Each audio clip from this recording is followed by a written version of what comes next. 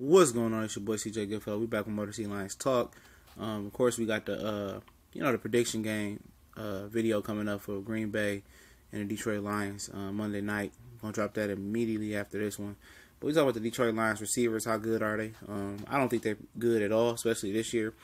And let's start off with Golden Tate. The money man, just as Marvin Jones is. He got one more year on his contract left. Next year will be a contract year for him. And, I haven't been a big supporter of his since, since year 3, since last year.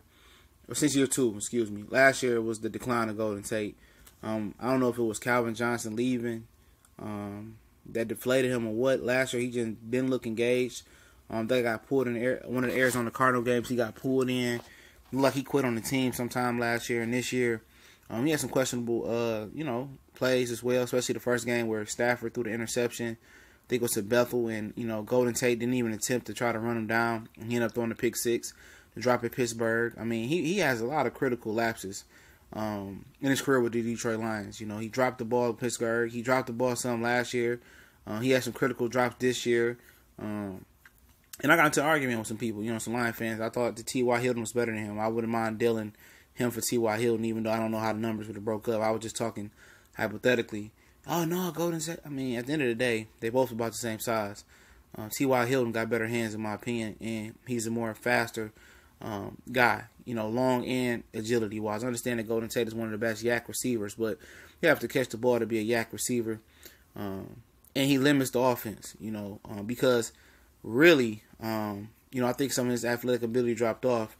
But in Lions offense, unlike Seattle offense, where they had the ability to have play action and get a lot of one-on-ones downfield where he can stretch the field, they don't have that in Detroit where he can't get downfield and be one-on-one with anybody. So he can't stretch the field. In this offense, he's about working underneath and working the boundaries. And, he's been, missed, dropped the ball. I mean, they haven't got it to him on screens a lot this year for whatever reason it is.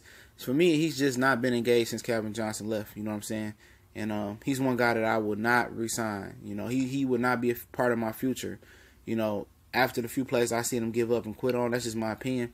Marvin Jones, another one. He had, a lot of good time early on in the year last year. He had a lot of good plays. And he had some critical drops. I thought that was just due to Stafford throwing the ball hard. He coming from Andy Dalton, who threw it a little soft.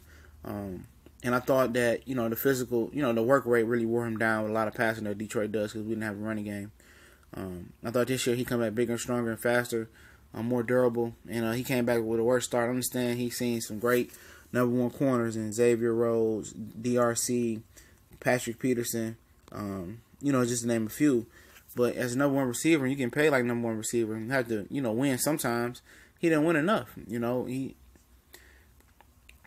And now he's not stretching the field, like last year.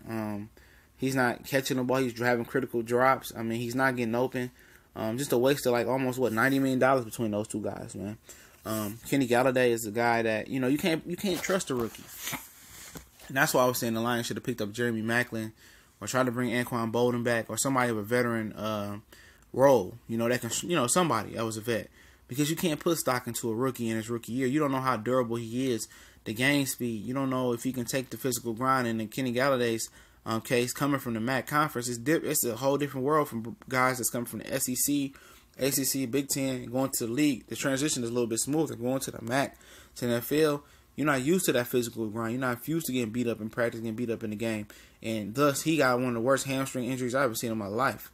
And the physical grind is probably just eating him up and beating him up. That's why I never put my faith in a rookie coming into the league and to count on him for production, a lot of production. Count on him to be our biggest red zone threat. Count on him to be the guy that can stretch the field. Count on him to be underneath.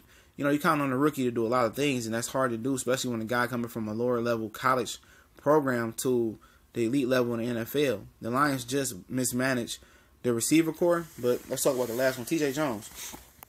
In my opinion, he's been the most consistent receiver out there, in my opinion. I understand why the Lions kept him on the roster after all those injury-riddled years. He's the most consistent. He's catching the ball. He's making the big plays when they throw it his way. And he's a dynamic athlete as well. He can get downfield. He can work the middle. We see him make a lot of tough catches in a lot of tough spots. And, you know, this receiver core, you know, obviously gets an F this year, a big F. Bright spot is, you know, Kenny Galladay for a game, and, you know, T.J. Jones, and then you mix that in with, you know, Ebron, who can't catch and you can't run the ball. You know, you can blame everything you want to blame on Stafford for, but you can't make these guys catch the ball. He's been throwing it on point for the most part of the season, and they either been having critical drops, you know, fumbles. You know what I mean? Only guy that's catching the ball with consistency, you know, and that's healthy is T.J. Jones. And that's just something to think about at the end of this Green Bay Lions prediction video as well. Let me know what y'all think about the receiver core. We gone.